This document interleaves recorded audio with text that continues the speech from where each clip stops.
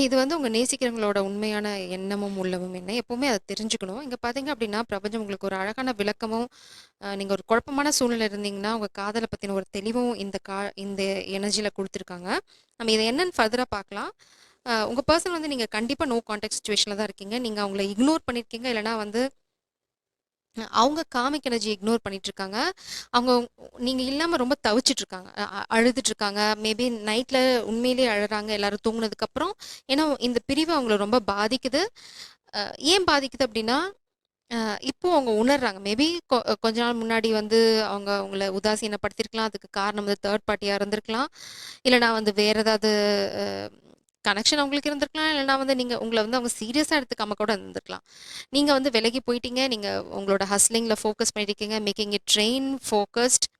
நீங்க வந்து ஏதோ ஒரு விஷயத்துல ரொம்ப ஃபோக்கஸ்டா இருக்கீங்க. ஸ்டடீஸா இருக்கலாம், கரியரா இருக்கலாம்.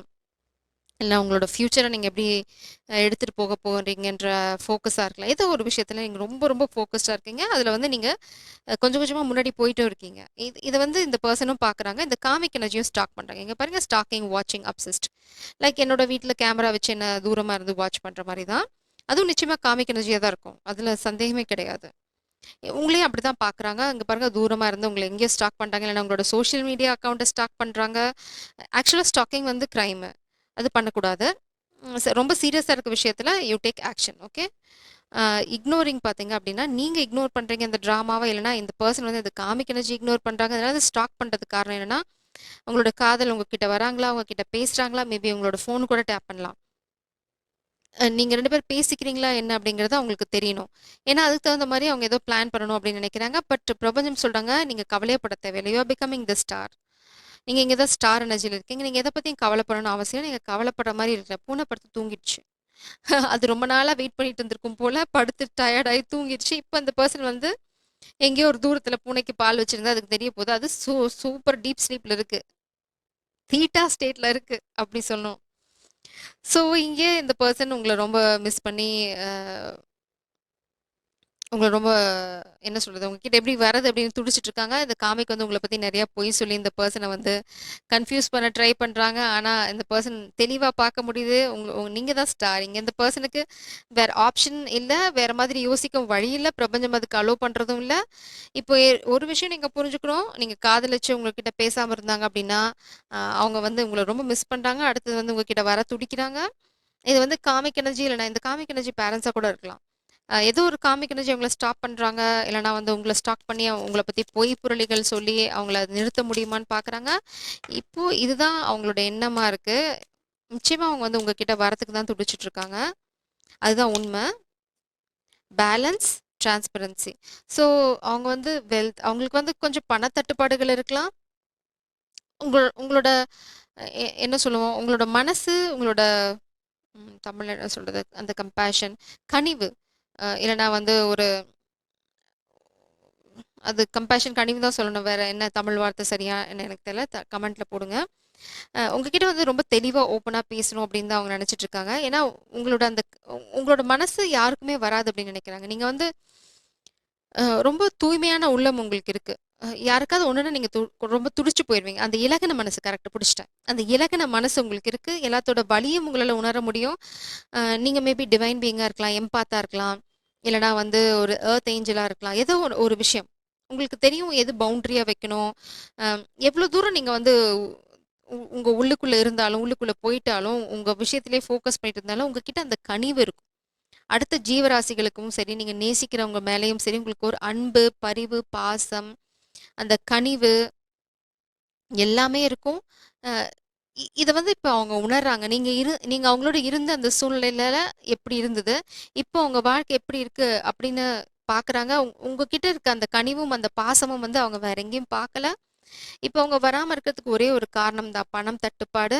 ஒரு பேலன்ஸ்க்கு வந்தோனே நிச்சயமா அவங்க உங்ககிட்ட வந்து பேசுவாங்க. இந்த மாதிரி ஒரு தட்டுப்பாட உருவாக்குறதே எதுக்குன்னா, அவங்க உங்ககிட்ட வரக்கூடாது அப்படின்னு தான். ஆனா இந்த பணத்தட்டுப்பாடு தான் அவங்களால உருவாக்க முடியுமே தவிர, உங்களோட குணத்தோட தட்டுப்பாட அவங்களால உருவாக்க முடியாது. இது வந்து இந்த பெர்சனுக்கு ரொம்ப தெளிவா தெரிஞ்சிருச்சு. இதனால மேபி அவங்க ரொம்ப கன்ஃப்யூஸ்டா இருந்திருக்கலாம். உங்களோட கேரக்டர் என்ன அப்படின்ற மாதிரி. ஆனா இப்போ உங்களுக்கு கொஞ்சம் கூட குழப்பமே இல்ல.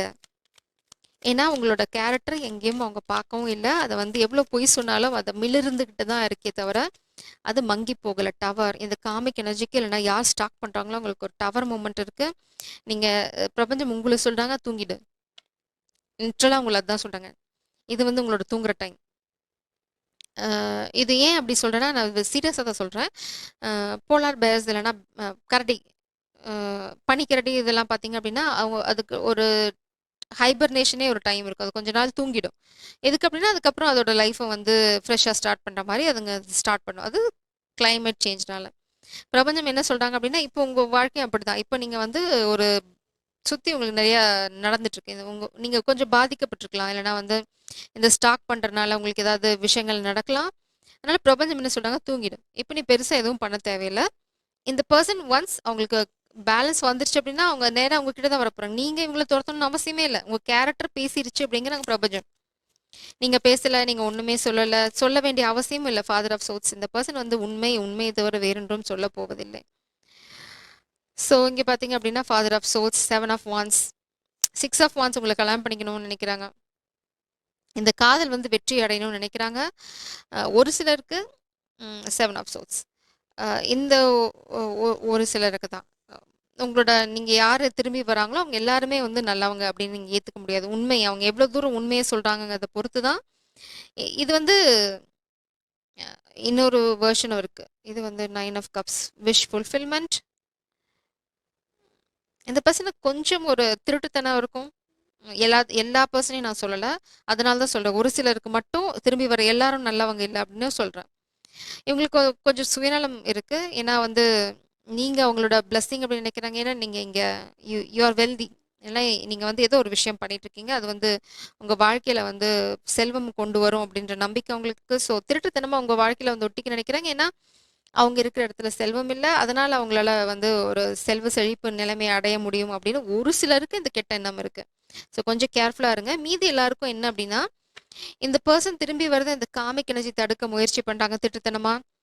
இல்லைனா வந்து ஏதோ ஒரு ட்ராமா போடுறாங்க. Daughter of wands, yes. இந்த காமிக் வந்து திருட்டுத்தனமா வந்து அவங்கள அட்ராக்ட் பண்ண ட்ரை பண்றாங்க. Like dirty offer. இவங்க உங்ககிட்ட வராம இருக்கிறதுக்கு அவங்க ஏதாவது ஆஃபர் மாதிரி குடுத்து அவங்கள நிறுத்தி வைக்கிறது. இன்டென்ஷன் வந்து இந்த பெர்சன நிறுத்தி வைக்கிறது தான்.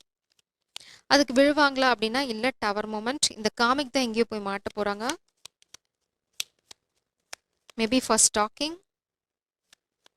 Stacking is illegal.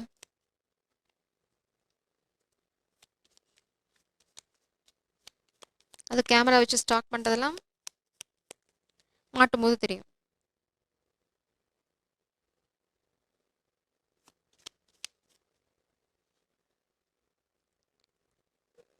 My pride and ego let us astray. I am finding it hard to express my feelings. I miss you more than words could say. இதுதான் நான் தேடிட்டு இருக்கேன். என்ன எனர்ஜி சொல்ல விரும்புறாங்க அப்படின்னு. அதுதான் அவங்க சொல்றாங்க. Crying over you. உங்களை ரொம்ப மிஸ் பண்றாங்க. வார்த்தைகளால் அதை வர்ணிக்க முடியாது அப்படின்னு சொல்றாங்க. பாஸ்ட்ல இந்த பர்சனுக்கு நிறைய ஈகோ இருந்தது. மேபி இந்த பர்சன் ஏதாவது பெரிய பொசிஷன்ல இருந்திருக்கலாம். உங்களை விட உயர்ந்த ஸ்தானத்துல இருந்திருக்கலாம். ஆனால் இப்போ அது சரிஞ்சிட்டு இருக்கு. இது நடக்கிறது அவங்களோட அவங்களோட மனம் தூய்மை இல்லாதனால தான் my pride and ego. I'm finding it hard to express my feelings. Maybe இந்த பர்சனுக்கு பாஸ்ட் வூண்ட் எதனா இருக்கலாம். பின்ன முன்னாடி உங்களுக்கு முன்னாடி அவங்க நிறைய ஃபெயிலியர்ஸை ஃபேஸ் பண்ணிக்கலாம். இல்லைனா சின்ன குழந்தையிலேருந்து அவங்க வளர்ந்த விதம் அவங்களோட உணர்வுகளை சொல்கிற மாதிரி அவங்களுக்கு அவங்க பழக்கப்படலை. மேபி ஏதாவது சொல்லி அவங்க வாழ்க்கையில் சூடுபட்ட பூனை, பால் சூடாக இருக்குன்னு தெரியாமல் போய் வாய வச்சு, இல்லைனா வந்து தேவையில்லாத இடத்துல போய் காதலை சொல்லி எங்கேயோ பண்ண வாங்கியிருக்கலாம். அதை அப்படியே உங்கள் மேலே ப்ரொஜெக்ட் பண்ணியிருக்கலாம் பாஸ்டில். அதுதான் அவங்களே சொல்கிறாங்க. நான் வந்து தப்பாக புரிஞ்சுக்கிட்டேன், தப்பாக இருந்துட்டேன், எனக்கு எக்ஸ்பிரஸ் பண்ண வராது. இதில் எக்ஸ்கியூஸ். காதல் உண்மையாக இருக்க பட்சத்தில் அவங்களுக்கு எவ்வளோ தடைகள் இருந்தாலும் அதை உடைச்சிருப்பாங்க. அது காதலோட மெயின் வலிமையே அதுதான். உங்களுக்கு எவ்வளோ தடைகள் இருந்தாலும் உங்களால் அதை உடைச்சி வெளியில் வர முடியும். உடைச்சி வரணுங்கிறதுக்கு தான் காதலே இங்கே.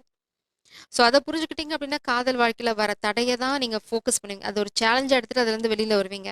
அப்படி இல்லைன்னா அந்த சேலஞ்சுக்கு பயந்து ஓடி போவீங்க. அப்போ உங்கள் காதலும் தூய்மை இல்லை. உங்களுக்கு நல்ல காதல் வாய்க்கும் வழி இல்லை. ஸோ இதை புரிஞ்சுக்கோங்க. உங்கள் வாழ்க்கையில் நல்ல காதல் வரணும் அப்படின்னா ஃபர்ஸ்ட் நீங்கள் நல்லவங்களா இருக்கணும். ஜெய் சாராம். God bless you.